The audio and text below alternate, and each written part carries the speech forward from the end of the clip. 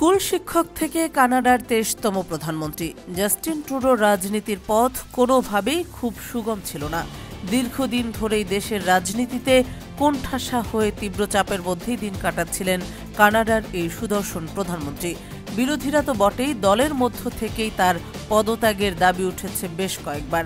এমন অবস্থায় শোনা যাচ্ছে পদত্যাগ করতে চলেছেন কানাডার আলোচিত প্রধানমন্ত্রী জাস্টিন ট্রুডো।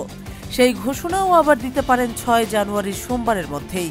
বেশ কিছু সূত্রের বরাত দিয়ে কানাডার সংবাদ মাধ্যম গ্লোব অ্যান্ড মেইলের রিপোর্টে এই তথ্য সামনে আনা হয়েছে। এমনটাই এক প্রতিবেদনে জানিয়েছে বার্তা সংস্থা রয়টার্স। বার্তা সংস্থাটি বলছে, কানাডার প্রধানমন্ত্রী জাস্টিন ট্রুডো সোমবারের মধ্যে লিবারেল পার্টির নেতা হিসেবে পদত্যাগের কথা ঘোষণা করবেন বলে আশা করা হচ্ছে। দ্য গ্লোব অ্যান্ড মেইল রবিবার 3টি সূত্রের বরাত দিয়ে জানিয়েছে। সূত্রগুলো গ্লোব অ্যান্ড মেইলকে বলেছে, তারা নিশ্চিতভাবে জানেন না যে ট্রুডো কখন তার চলে যাওয়ার পরিকল্পনা ঘোষণা করবেন। তবে তারা আশা করেন বুধবার অনুষ্ঠিতব্য প্রধান একটি জাতীয় ককাস বৈঠকের আগেই পদত্যাগের ঘোষণা দেবেন তিনি। কানাডার প্রধানমন্ত্রীর কার্যালয় অবশ্য এ বিষয়ে মন্তব্যের অনুরোধে তাৎক্ষণিকভাবে সাড়া দেয়নি। গ্লোব অ্যান্ড মেইলের রিপোর্টে আরও বলা হয়েছে, ট্রুডো এখনই তার পদ ছেড়ে চলে যাবেন নাকি নতুন নেতা নির্বাচিত না হওয়া পর্যন্ত প্রধানমন্ত্রী হিসেবে থাকবেন তা এখনও স্পষ্ট নয়।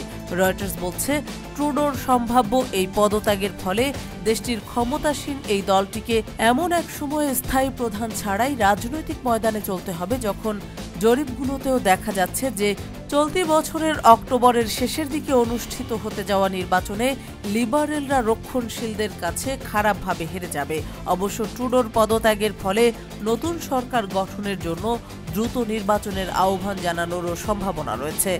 এদিকে প্রধানমন্ত্রী ট্রুডো অর্থমন্ত্রী ডোমিনিক লে ব্ল্যাঙ্কের সাথেও আলোচনা করেছেন যে তিনি অন্তর্বর্তীকালীন নেতা এবং প্রধানমন্ত্রী হিসেবে দায়িত্ব গ্রহণ করতে ইচ্ছুক কিনা। একটি সূত্র কানাডিয়ান সংবাদপত্রকে এই তথ্য জানিয়েছে। এমন তথ্য কিছুটা হলেও প্রমাণ করে যে এবার জাস্টিন ট্রুডো হয়তো আসলেও তার আসন থেকে সরে দাঁড়াতে চলেছেন।